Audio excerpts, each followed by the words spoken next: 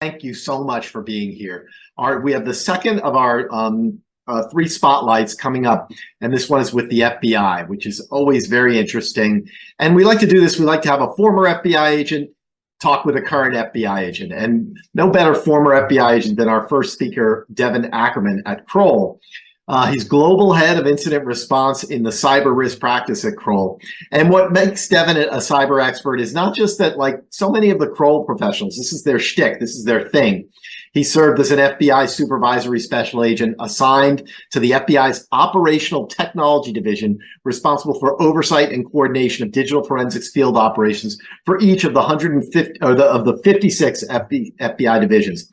But it's also that Devon made his bones early on at the FBI, working on the front lines as a front lines digital forensics investigator, where he participated in the execution of more than 100 federal and state search and seizure operations, probably making him one of the most experienced digital forensics experts in the country, maybe even in the world. He's a cross between Fox Mulder of the X-Files and Gil Grissom of CSI. And for his theme song, a very unique combo, I'm thinking Can't Touch This by MC Hammer. So welcome, Devon, and thanks for being here. Thank you so much, John. You're welcome. And we are so lucky to have Supervisory Special Agent Joshua Blanchard here from the FBI.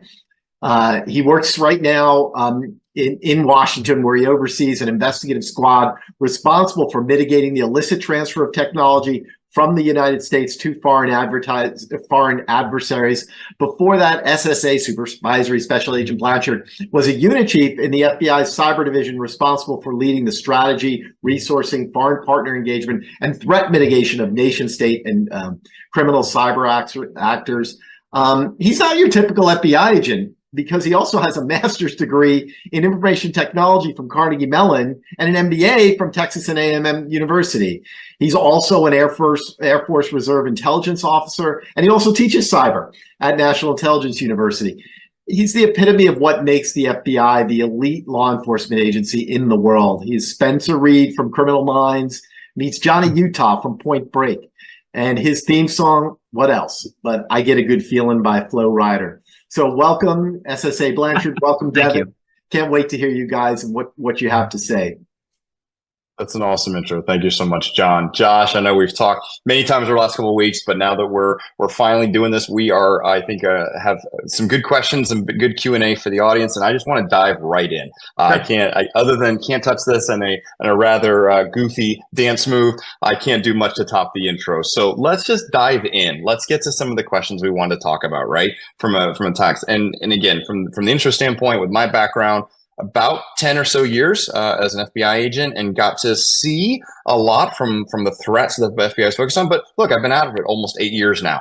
And so that's where I want to bridge this gap, focus this conversation around, is really from my time being in to the time that you are actively working, to the extent you can talk about things. We just want to kind of educate our audience and our viewers a little bit around how public sector can interact with the FBI. I'm sure some things have gotten much better even from when I was in, but equally kind of give everyone a high-level understanding of how you are working on investigations to help disrupt the threat actors that teams like mine are constantly investigating and working on the consulting side. So that's where we're going to take the audience today. And I'm just going to come right out of it with the very first question.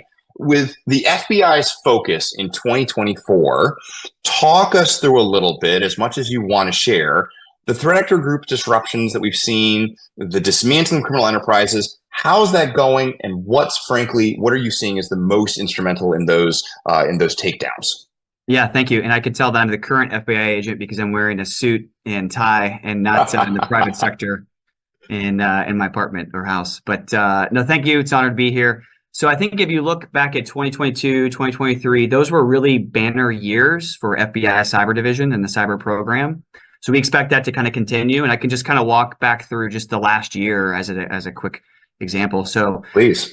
Starting with the Genesis Market takedown. Genesis Market was a dark web market where individuals were buying access and ransomware, and that joint sequenced operation, international joint sequenced operation, which is our kind of fancy term for disruption, included over 500 individual government actions across the world to take down that whole network. It resulted in physical arrests, search warrants, seizures, And then just a month later, we took down another criminal group, Infrastructure Quackbot, globally.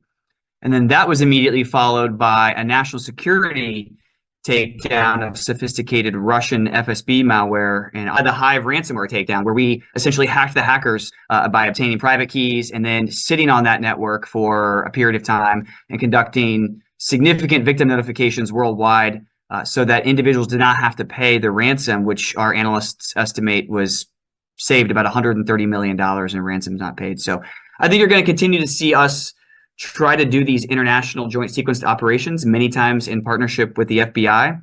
And then I would say we have kind of 2 or 3 buckets with our strategy. So the first is taking players off the field. This is a very legacy mission for the FBI. In cyber, it's a little more challenging because a lot of these are international criminals. But I will say last year we did arrest around 25 individuals. We're also looking, the second kind of tier would be to leverage our domestic authorities to share those indicators of compromise, TTPs, and other tactics used by the bad guys with the private sector. And then the third one, and when we can't put handcuffs on an individual, it's pressuring the threat. And so that, you can think of when we're disrupting malware operations, botnet takedowns, and other ransomware like we just did with Lockbit. So I think you're going to see more of that, but that's been the big focus and strategy for the FBI. Amazing. And look, I think to the Lockbit comment, we at Kroll saw the domino effect of the takedowns. Right. And a lot on the consulting side, we're working with clients that are on the victim side, right? So very much like, and from my time in the bureau, and I want this will probably be my next lead up, my next question. My time in the FBI, we did a lot of victim notifications. We, the FBI receives some type of intelligence that a particular business, corporation, enterprise has been intruded upon by a threat actor. We do this victim notification. You have potentially this ABC thing in your environment. Here's what you want to go look for. But when typically I was doing them, it was, we're here to go arrest a bad guy, right? We're here to do what we do best as the foremost law enforcement agency in the world. So when you are hiring someone like a Kroll or another IR vendor, or you're using who you have a retainer, or using your internal team, we want to know what you find, because that helps us identify the threat actors, helps us work our way up the chain, which really now tells the full story of what you just mentioned and what you just told the audience, which was everything from the Lockbit, getting on the threat actor's infrastructure, frankly, doing and leveraging sophisticated techniques to monitor, to intercept, and then do good with that, right? And I think that's one of the things I want the audience to take away is a lot of the things that I did in the FBI, you do in the FBI, it doesn't always play out in the public by nature of national security, by nature of sophisticated techniques. We don't want the bad actors knowing what we do, what you do, right? And so it is very, it is awesome to be able to see the things that do play out in affidavits and in courts when you do the takedowns, because it's finally a satisfaction for me, because I know all the hard work that goes into it. So that's a great layup for kind of my next question. When I was from a cyber division standpoint, still growing, still evolving from a division, but what now are the primary kind of investigative focuses for cyber division?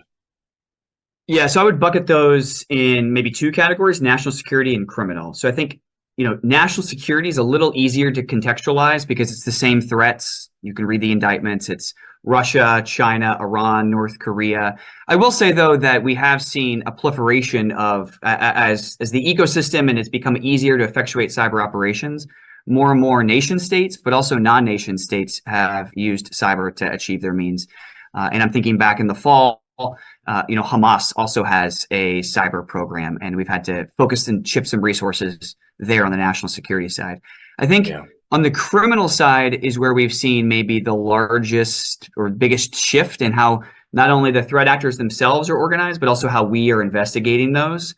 So, I think it goes without saying, and the audience will be familiar that criminal threats are the most tactical and persistent threats day to day for businesses. National security is the longer term existential threat. So we've revamped how we've looked at the criminal threat. We've devoted a lot more resources to it. And we're structuring our investigations kind of the way that the ecosystem has evolved. And so, when I first started, or maybe whenever you first started working cyber criminal cases, ransomware was a thing, but it was maybe 1 or 2 individuals in Russia. Now it is a multi-million-dollar business and enterprise where they have different services that are effectuating the actual ransomware. So we've kind of modeled our strategy to investigate based on that, what we call a key services model. So for example, yes, you have the ransomware actors themselves, the ones leading the organizations. Of course, that's our top priority, but also what is the infrastructure that they're using? And can we take down the infrastructure? So bulletproof hosting, how are they laundering the money? There's a whole business side of it where they're able to launder ransomware payments. So you've seen just in the past couple of years, the FBI investigate, disrupt, and take down illicit finance and cryptocurrency mixers and tumblers.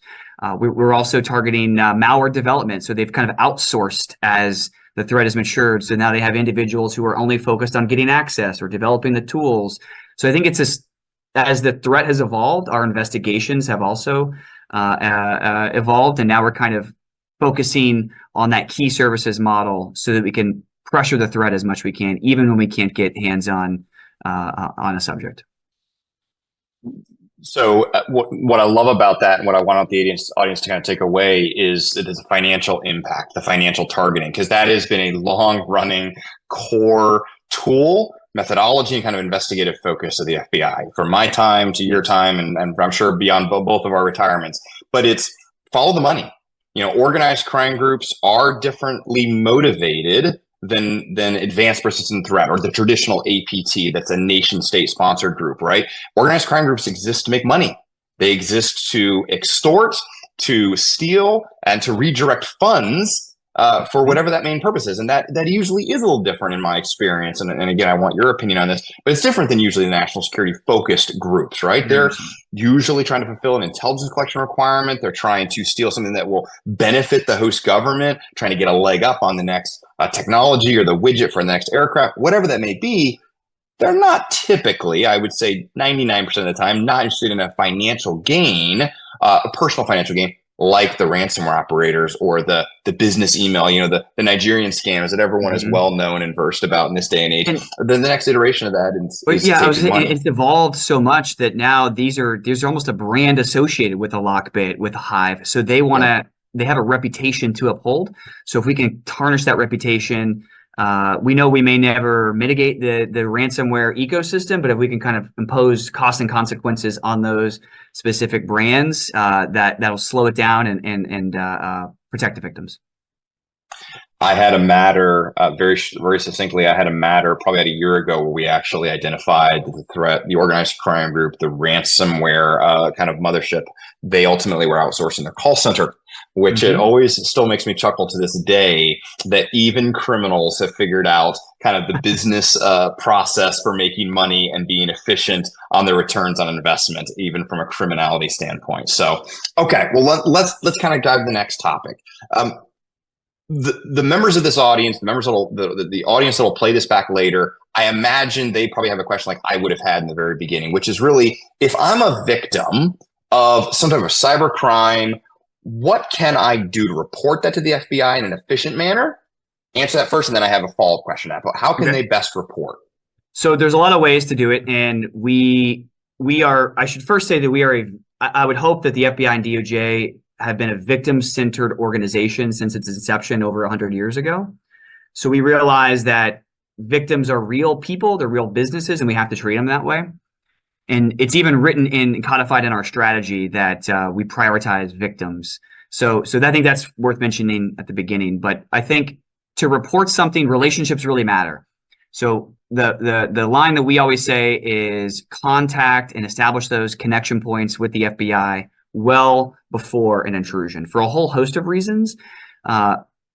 Once an intrusion happens, it's a crisis moment for a company, and it's good to have a playbook and a person to call rather than submitting something online, which you can absolutely do. We encourage people to do that through ic3.gov, through a cyber watch that the cyber division maintains. But really, I want to emphasize that having those connection points before an intrusion is going to make the process much smoother for everyone.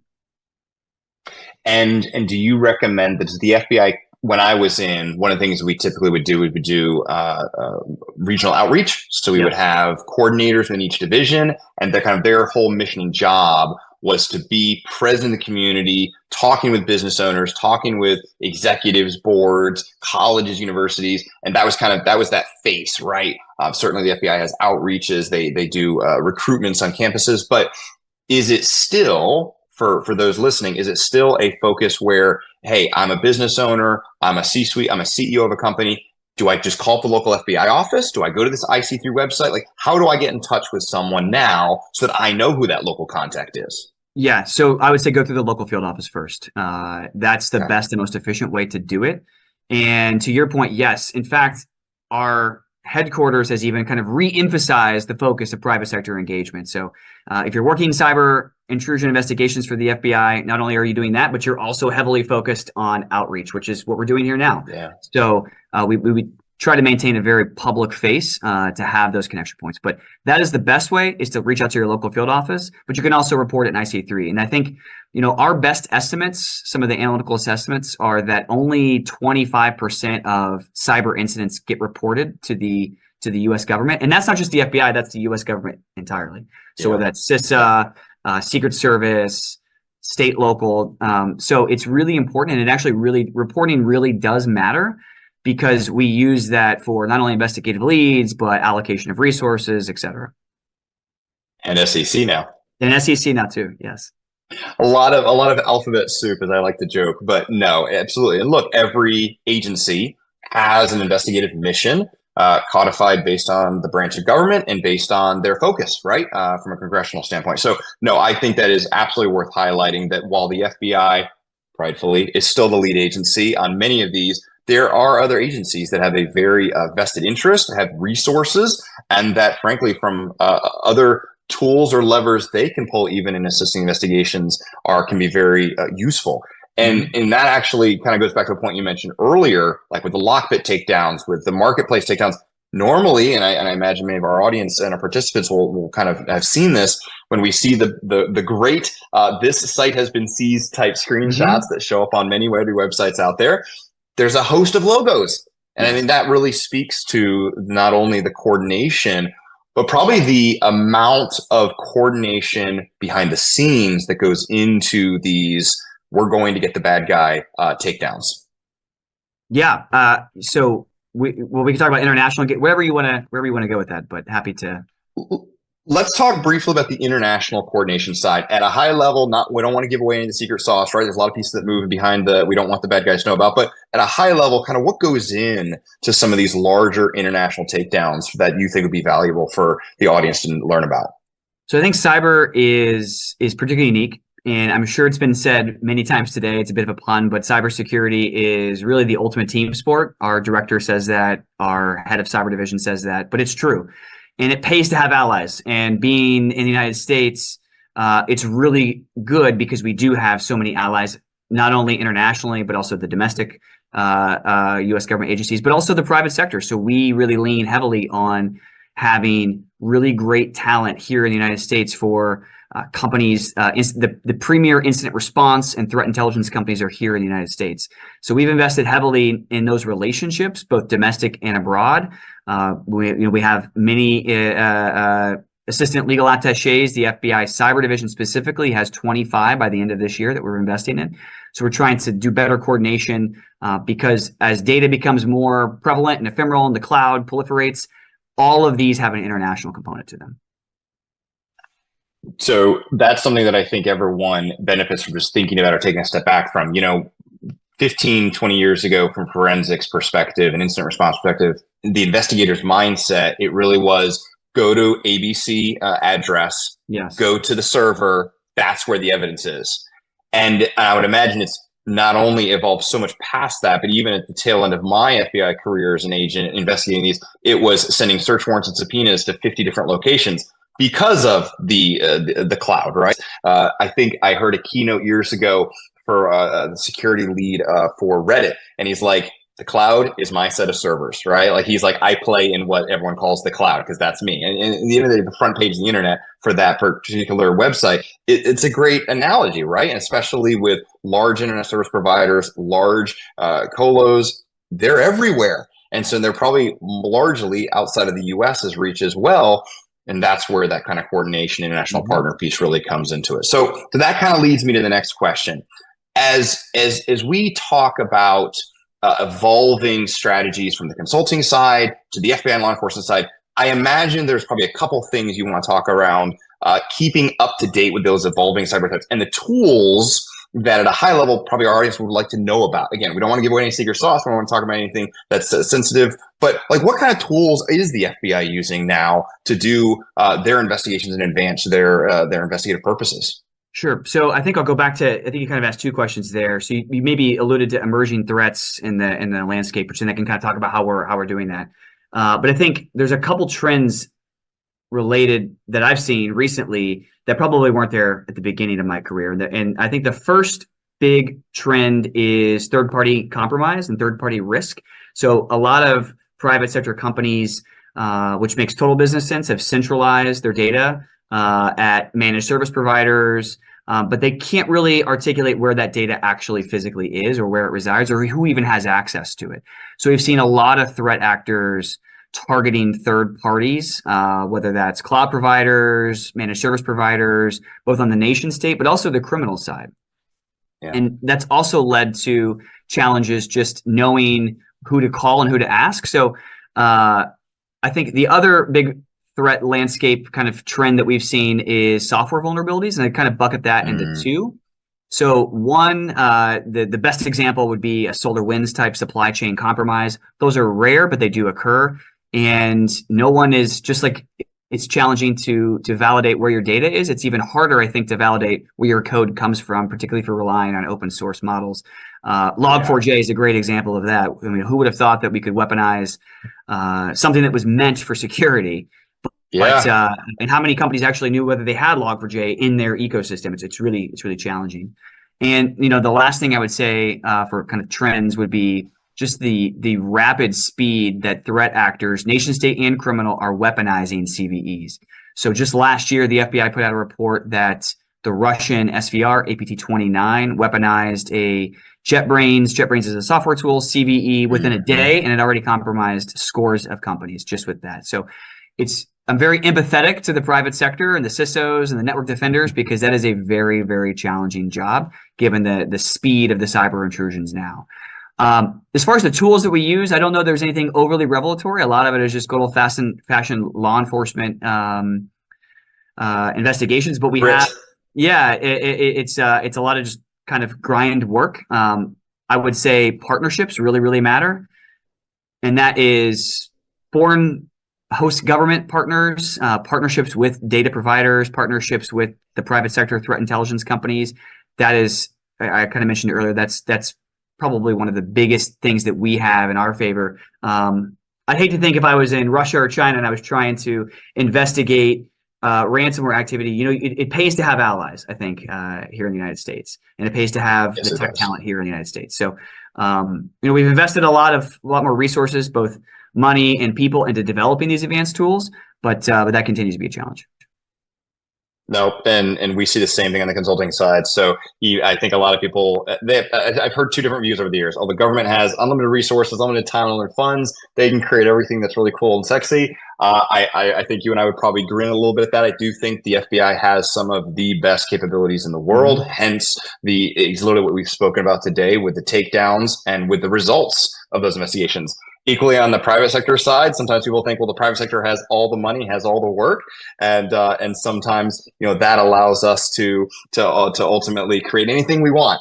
I'm here to tell you that's not always the case, but I equally think both sides in partnerships, to bring kind of back to where you were, that's where I think both teams shine well, right? There's things that we have visibility into, and we have the ability to work alongside victims, make them whole again, help them with business restoration, getting them back up and running. And then you have the ability to drop the part we all want to read about, the big hammer, when someone actually has the handcuffs on them and they're being held accountable for the victimization of private individuals to U.S. businesses and companies. So that leads me to my last question, because I know we're coming up on time. So I want to shift the topic a little bit around national security and kind of the APT and the cyber threats. I want to talk actually about something a little interesting, a little different. Insider threats is one of our last topics. So for insider threats, it was always a very interesting type of topic and investigative effort that I got to work in the FBI. And we work a lot of them at Kroll now. And a company will come to us and, data is being taken, data is showing up with a competitor, some brand new intellectual property is no longer under their control, and they suspect an insider. And those cases are interesting because it's the hunt. It's the investigative mindset of going and conducting interviews and ultimately collecting the pieces, the clues to go figure out who's responsible. So here's my question for you.